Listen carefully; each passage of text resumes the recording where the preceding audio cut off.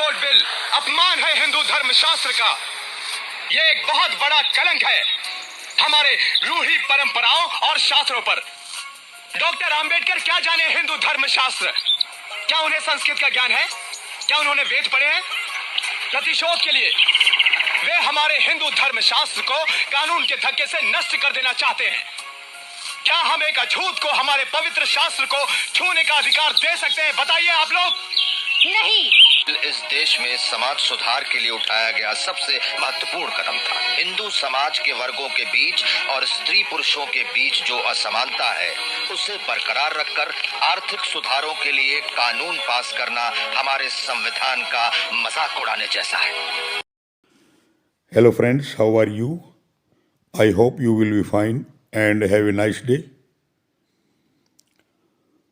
आपने राजनीतिक रैलियों में बहुत बार ये शब्द सुना होगा कि कांग्रेस ने बाबा साहब अम्बेडकर का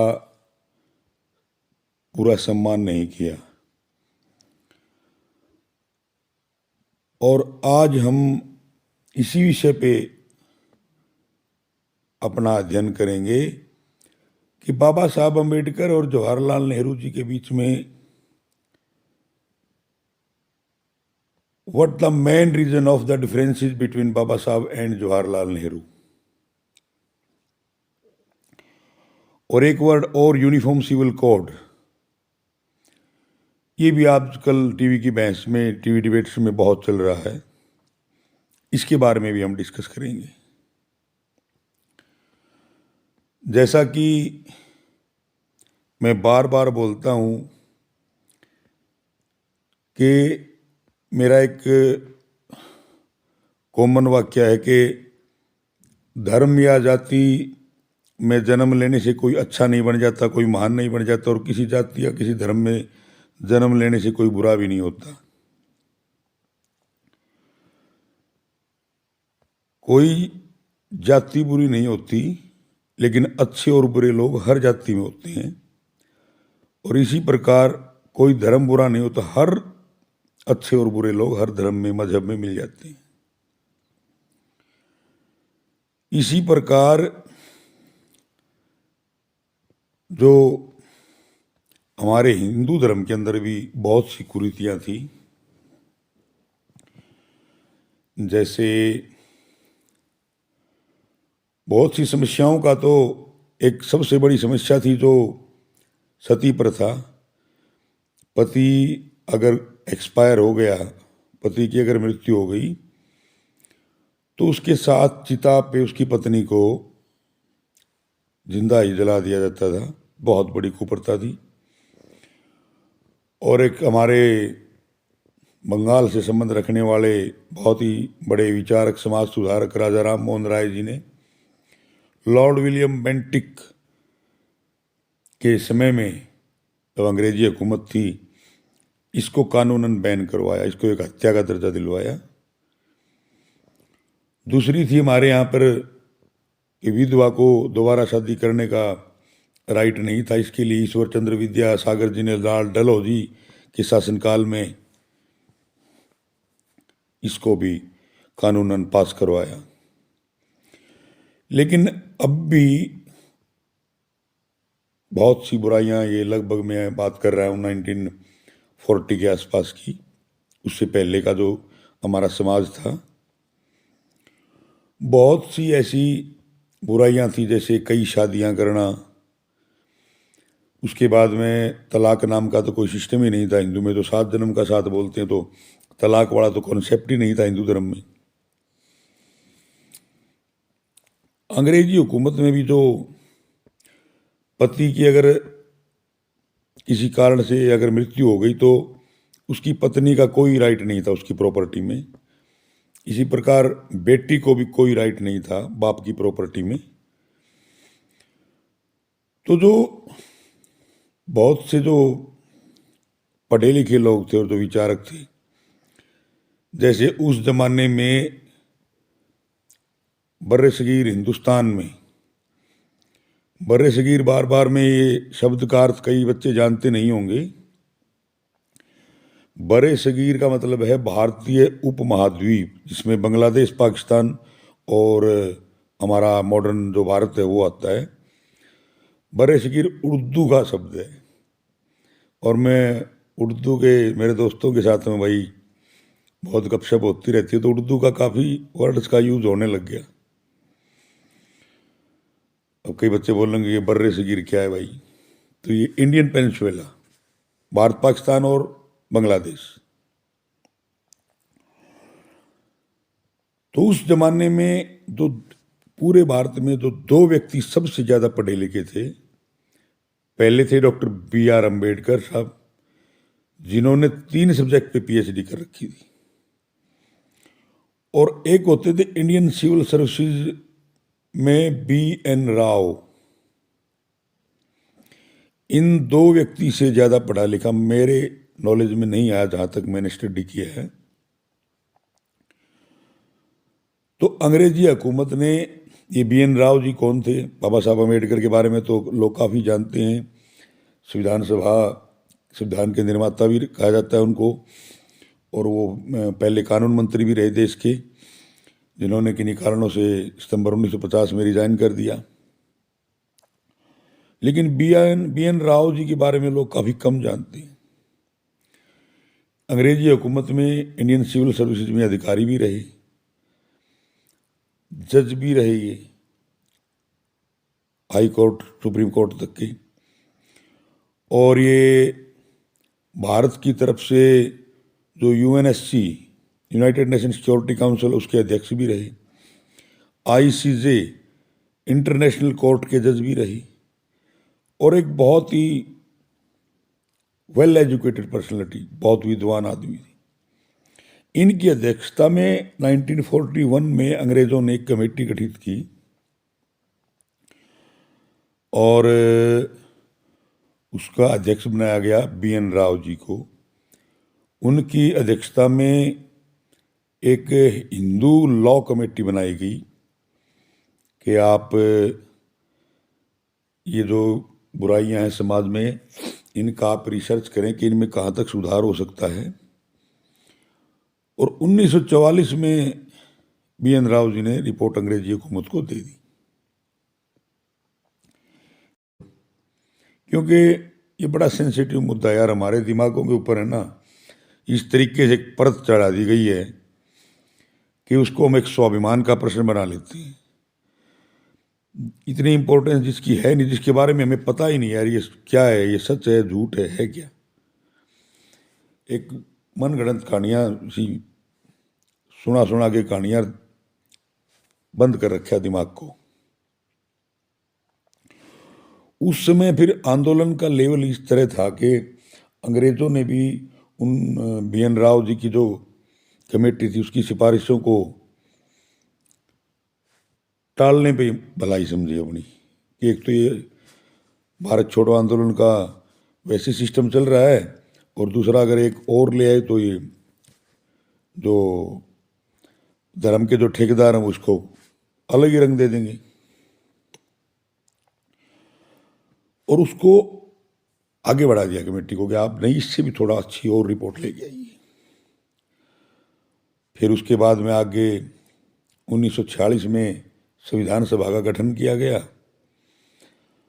और फरवरी 1947 में B.N. राव जी ने, क्योंकि उसके बाद में जो आज जो संसद के अधिकार हैं वो उस वक्त में लगभग वो राइट्स कानून बनाने के और उसमें कोई अमेंडमेंट करना, वो सारी राइट्स संविधान सभा के पास ही थी। जब तक 26 जनवरी 1950 को हमारा संविधान लागू नहीं हो गया तब तक, क्योंकि चुनाव भी नहीं हुआ था। चुनाव तो 1952 के शुरुआती दिनों में जाके हुआ, संसद थी ही नहीं। तो संसद को जो काम करने होते हैं वो सारे काम ये संविधान सभा ही करती थी। वो उस वक्त जब उनकी रिपोर्ट डॉक्टर B.R. अम्बेडकर बाबा साहब के सामने आई, तो बाबा साहब तो खुद एक बहुत बड़े समाज सुधारक थे, तो वो उन्होंने क्या किया, उनकी बात उनके ध्यान में आई तो उन्होंने पकड़ लिया कि हाँ वेरी गुड, ये काम तो करना पड़ेगा। असली आज़ादी का मतलब ये है, औरत को अधिकार मिले, विधवा महिलाओं को अधिकार मिले, बेटी को अधिकार मिले, दलित को अधिकार मिले, शोषित और वंचित। ये आजकल कई बोल देते हैं ना, कुछ बदतमीज टाइप के लोग हो गए कि बाबा साहब ने तो भाई ये रिजर्वेशन का कारण। बाबा साहब केवल रिजर्वेशन के समर्थक नहीं थे, वो समाज के हिस्से में, किसी भी हिस्से में जो भी पिछड़ा हुआ था, जैसे औरतों को राइट नहीं थे तो पिछड़ेंगी, वो उसके पक्ष में थे। तो उन्होंने कहा कि भाई इसको लागू करना है। और संविधान सभा की जो मीटिंग्स थी, होती थी, उनमें बाबा साहब ने कहा कि ये बाबा साहब एक चीज के समर्थक थे जिसके बारे में मैं उनकी बहुत तारीफ करता हूँ। दो व्यक्ति ऐसे थे, एक थे श्यामा प्रसाद मुखर्जी और दूसरे थे बाबा साहब अम्बेडकर। उन्होंने उसमें एक परिवर्तन कर दिया। जो BN राव जी की जो कमेटी, जिसका नाम हिंदू लॉ कमीशन था, उन्होंने कहा कि नहीं, हिंदू बिल कोड नहीं भाई, ये हम इंडियन बिल कोड लेके आएंगे, सबके लिए एक होगा, यानी यूनिफॉर्म सिविल कोड। लेकिन उसके ऊपर जिनको मेन जवाहरलाल से मतभेद का कारण ही BR अम्बेडकर, बाबा साहब अम्बेडकर का ये था, जो सबसे बड़ा कारण था। क्योंकि जवाहरलाल जी को करनी थी राजनीति। जवाहरलाल जी चाहते थे हिंदू शब्द की जो डेफिनेशन है उसको भी उन्होंने अलग से बना दिया। आज जो हिंदू है, हिंदू कौन है? अकॉर्डिंग टू जो जवाहरलाल जी से सलाह ली, उन्होंने कहा कि एक भगवान और एक किताब को मानने वाले के सिवा सारे हिंदू हैं इस देश में। यानी कि एक किताब बाइबल को मानने वाले ईसाई, एक किताब कुरान को मानने वाले मुसलमान और तौरात को मानने वाले यहूदी पारसी, वो हिंदू में नहीं आएंगे। बाकी सिख भी हिंदू में, जैन भी हिंदू में, बौद्ध भी हिंदू में, उन सब पर यह कानून लागू हो। बाबा साहब चाहते थे कि नहीं, ये बाबा साहब ने कहा कि जो मुसलमानों के, ईसाइयों के और यहूदियों के यहाँ जो बेटियां हैं उनको राइट नहीं चाहिए, आप ये पक्षपात कर रहे हो। लेकिन जवाहरलाल जी इस बात के लिए नहीं माने। बाबा साहब चाहते थे कि यूनिफॉर्म सिविल कोड कानून का हिस्सा हो। और जब उनकी पेश नहीं चली तो उन्होंने संविधान लिखवाते समय संविधान के आर्टिकल 44 के अंदर ये लिखवाया कि आने वाले समय में राज्य जो है वो यूनिफॉर्म सिविल कोड को लागू करने की कोशिश करेगा। तो इस प्रकार, तो उसके बाद में जवाहरलाल जी ने उनके ऊपर दबाव दिया कि आप इस तरीके से बनाइए, आपको इंडियन बिल कोड नहीं लेके आना, आपको हिंदू बिल कोड लेके आना है। और इस बात के विरोध में सबसे जो मुखर आवाज थी वो थी हिंदू महासभा की। क्योंकि जो अंतरिम सरकार तो 1952 से पहले बना रखी थी बगैर चुनाव के, जवाहरलाल जी जिसमें प्रधानमंत्री थे, सरदार वल्लभ भाई पटेल जी जो थे वो गृह मंत्री और डिप्टी प्राइम मिनिस्टर थे, और 3 व्यक्ति उस अंतरिम सरकार में ऐसे थे जो गैर कांग्रेसी थे, जिनका कांग्रेस से कोई लेना देना नहीं था। पहले थे बाबा साहब अम्बेडकर, BR अम्बेडकर जी, जिन्होंने एक SCF नाम का संगठन था, शेड्यूल कास्ट फेडरेशन के नाम से एक संगठन चलाते थे वो। और दूसरे थे श्यामा प्रसाद मुखर्जी जी, हिंदू महासभा के। और तीसरे थे सरदार बलदेव सिंह, कि उनको ये लगे वो सिख कम्युनिटी से थे कि भी उनका प्रतिनिधित्व सरकार में है। तब जवाहरलाल जी ने कहा कि मेरे हिसाब से इसको लिखो। तो जब पेश नहीं चली, इसके खिलाफ तो थे, श्यामा प्रसाद मुखर्जी थे, उन्होंने सरकार से रिजाइन कर दिया। महात्मा गांधी भी बेसिकली, हालांकि वो 1948 में एक्सपायर हो चुके थे, लेकिन वो भी इसके पक्ष में जब चर्चाएं जब 1941 से चलने लगी तो महात्मा गांधी जी इस पक्ष में नहीं थे। डॉक्टर राजेंद्र प्रसाद नहीं चाहते थे। एक कांग्रेस में एक नेता होते थे जेबी कृपलानी, वो खिलाफ थे। और 1950 में जो कांग्रेस के अध्यक्ष थे पुरुषोत्तम दास टंडन, वो भी इसकी सख्त मुखालत में थे, खिलाफ थे, एंटी थे। जब जवाहरलाल जी ने इस बात को नहीं माना तो सितंबर 1950 में बाबा साहब अम्बेडकर ने कानून मंत्री के पद से इस्तीफा दे दिया।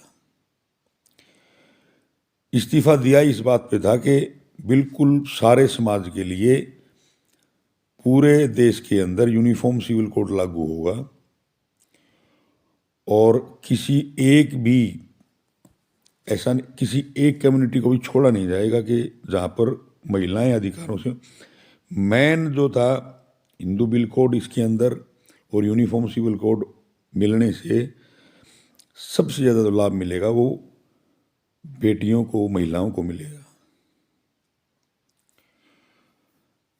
तो उसके बाद में जवाहरलाल जी ने अपनी चलाई कि मैं इसको लेके आऊँगा, तो तब श्यामा प्रसाद मुखर्जी ने इस्तीफा दे दिया और पुरुषोत्तम दास टंडन जी और डॉक्टर राजेंद्र प्रसाद जी ने कहा कि you are not a elected prime minister, आप चुने हुए प्रधानमंत्री नहीं हो जवाहरलाल जी, आपको ये राइट नहीं बनता कि आप हिंदुओं की भावनाओं के साथ में खिलवाड़ करें। खिलवाड़ बोलते थे क्योंकि उन्हें पता था कि समाज में इसका विरोध होगा और राजनीति करने वाला आदमी विरोध किसी का उसके लिए नुकसान देगा। तब जवाहरलाल जी ने कहा कि पहले चुनाव ही करवाते हैं और अक्टूबर, नवंबर, दिसंबर 1951 और जनवरी 52 में चुनाव करके जवाहरलाल जी ने बिल्कुल सभाओं में ये बात कही कि अगर मेरी सरकार आती है तो मैं हिंदू बिल कोड लेके आऊँगा। अब लोग पढ़े लिखे नहीं थे, समझते नहीं थे। उन्होंने बताया कि महिलाओं को ये अधिकार मिलेंगे, ऐसे होगा। तो वो जीते। उस जमाने में 489 सीट्स होती थी, उसमें से कांग्रेस को 364 सीटें मिली, थम्पिंग मेजोरिटी, और सभी विधानसभाओं में भी कांग्रेस जीत गई। और उसके बाद में इसके 8 पॉइंट्स थे, उनमें से जवाहरलाल जी ने उन्होंने कई चीज़ों को ऐसा बदलाव किया कि कुछ तो उनके जो 1951 में उन्होंने ये किया कि पुरुषोत्तम दास टंडन जी को कांग्रेस के अध्यक्ष पद से हटाकर खुद कांग्रेस के अध्यक्ष बन गए। 1951 से लेकर 1954 तक रहे। उसके बाद में भी उन्होंने अपने बिल्कुल कठपुतली कहने वाले एक यूएन डेवर होते थे, उनको कांग्रेस का अध्यक्ष बनवाया और अपनी जो पहली चुनी हुई सरकार थी उसमें एक पीवी टस्कर अपने कठपुतली टाइप के थे, उनको कानून मंत्री बनाया। और उन्होंने इसको 4 भागों में डिवाइड किया, 4 अलग अलग वर्षों में। एक 1955 में, 2 कानून बने 1956 में और एक बना 1957 में। 1955 में हिंदूज मैरिज एक्ट पास किया गया, जिसके अकॉर्डिंग एक पत्नी के होते हुए पति दूसरी शादी नहीं कर सकता और पहले पति के होते हुए पत्नी भी, यानी एक पति की एक ही पत्नी होगी। बराबर का अधिकार, बराबरी का अधिकार मिलेगा सभी को। उसके बाद में 19 और अगर तलाक होगा तो उसके अंदर फिर ये लिखी हुई है कि अगर पति तलाक देगा महिला को, अगर वो अलग रखता है तो उसको उसका खर्चा देना पड़ेगा। ये सारी चीज़ें उन्होंने पास की, तो कि बिल्कुल जायज़ थी, सही बात है। रूढ़िवादिता के चलते तो बहुत बोझ ढोना होता है बेकार का अंधविश्वास का। तो अगर गोबर का दाना सर के ऊपर रखे है तो उसको रखे ही रहोगे, उसको तो कहीं गिराना तो पड़ेगा ना। इस बात के लिए मैं पंडित जवाहरलाल जी को धन्यवाद देता हूँ और बाबा साहब अम्बेडकर जी का, BN राव जी का बहुत बहुत धन्यवाद। 1956 में उन्होंने हिंदू सक्सेशन प्रॉपर्टी है वो उसकी विधवा जो विडो होगी उसके नाम नहीं जाएगी और ना बेटी के नाम जाएगी। मान लिया कि मैं अपने से लेता हूँ, एक लड़का लड़की हैं, तो मुझे कुछ हो गया तो मेरी जो टोटल प्रॉपर्टी है वो लड़के के नाम चली जाएगी, ना मेरी मैडम के नाम जाएगी, ना बेटी के नाम जाएगी। उसमें कानून बनाया कि बराबर बराबर हिस्सेदारी होगी, एक हिस्सा उसकी विधवा के नाम होगा, एक एक हिस्सा उसके बेटे बेटियों के नाम होगा। और फिर बनाया गया Hindu minority and guardianship act कि जैसे कि कोई इंतकाल कर गया और उसके बच्चे छोटे हैं तो उसका प्रॉपर्टी कैसे नाम होगी, उसकी गार्डियन कौन होगा, फर्स्ट गार्डियन कौन होगा, अगर वो नहीं सेकंड गार्डियन कौन होगा, और ये चीज़ें उसमें लाई गई। चौथा कानून बना गया Hindu adoption and maintenance act. उससे पहले गोद लेने वाला कोई सिस्टम ही नहीं था, लीगली नहीं था, तो उसमें ये बनाया गया। और ये थे भाई कुछ कारण जिनके कारण उस जमाने में चाहे भले ही एक बार में के लिए चाहे विरोध हुआ हो कुछ, लेकिन फाइनली जो अच्छा है वो अच्छा है। तो भाई, और अगर बाबा साहब अम्बेडकर की बात अगर जवाहरलाल जी मान लेते, क्योंकि हिंदू किसी चीज का विरोध करता है तो वो एक जानवर वाला तरीका नहीं अपनाता कभी भी। और दूसरे जो धर्म के जो कट्टरपंथी थे उनसे जवाहरलाल जी डरते थे, इसीलिए उन्होंने उनको छोड़ दिया। लेकिन मैं आज जवाहरलाल जी, आप स्वर्ग में हो, हम यहाँ नरक भोग रहे हैं, अगर आप हिम्मत दिखाते हो तो एक बार विरोध होकर रह जाएगा। कोई भी अच्छा काम हो, राजा राम मोहन राय जी ने जब सती प्रथा को बंद करवाया तो बहुत विरोध हुआ था। सती प्रथा में को 302 के अंदर ले आए थे, जो लॉर्ड विलियम बेंटिक को जो कानून बनवाया कि ये काम कर दिया तो 302 सबको, जो वहां पे मौजूद होंगे ना उस दाह संस्कार के दौरान, सब पे 302 लगेगी। कौन करेगा फिर? जब हम छोटे से सुनते थे कि राजस्थान में केस कर दिया तो अच्छा किया ना। धर्म के नाम पे यार कोई बुराई हो तो उसको छोड़ दो, कोई जरूरी ढूंढना।